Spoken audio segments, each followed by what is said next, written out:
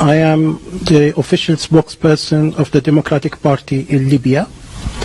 On behalf of the Libyan people, I would like to thank the British people and Her Majesty's government for helping us getting rid of the brutal dictator Gaddafi.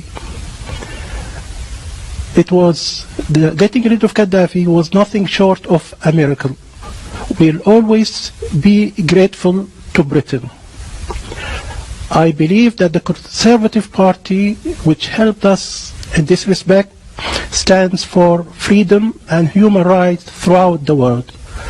Unlike Labour Party, which supports dictatorships in North Africa, in the Middle East, and in Central Asia. For example, Mr. Tony Blair and Mr. Peter Mendelsohn used to be on the payroll of Gaddafi.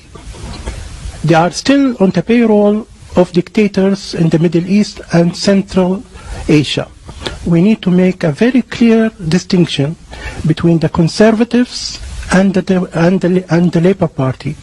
We believe that the Conservative Party will go on to help the Arab Spring and support the revolution throughout the Middle East. Thank you. I was waiting for you pulling off a mask and revealing yourself as a comedian. I really cannot believe that you just said the words that you said. The idea that the Conservative Party supports the Arab Spring against dictatorships is so wrong, I don't know whether to laugh or cry. And you obviously haven't been in Libya for a long time. You can't have been. Otherwise you would not dream of coming on international television and discussing Libya as if it were some kind of success. Gaddafi was everything you said he was. And it takes real genius to make Libya worse than it was under Gaddafi. And that's what's been achieved by your friends in the Conservative Party and NATO and their allies, no doubt, in exile in London and elsewhere. Libya no longer exists.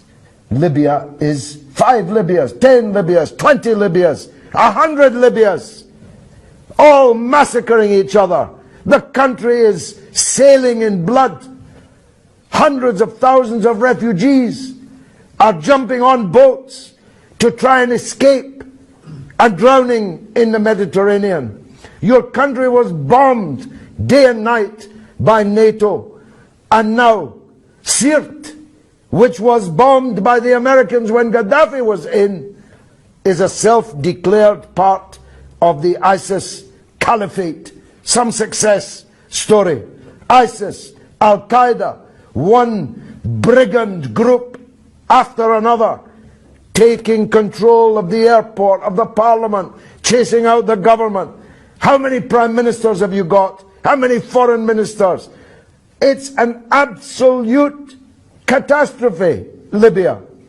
And you come here in your nice suit, safe here in London, and hail it all as some kind of triumph, and you have the gall to salute the Conservative Party. Well, if the Conservative Party do to Britain what they did to Libya, then God help us.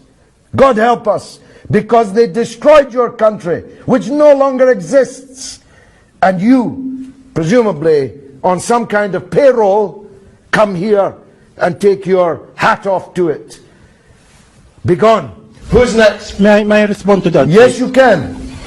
I am on the payroll of nobody, unlike you, who used to be on the payroll of Saddam. No, I've never been on Saddam's payroll, and I don't believe you're not on a payroll. You look very prosperous. How do you earn your living? How do you earn your living? Certainly not from Saddam or Gaddafi. No, I never met Gaddafi, and I was never on a payroll of Saddam.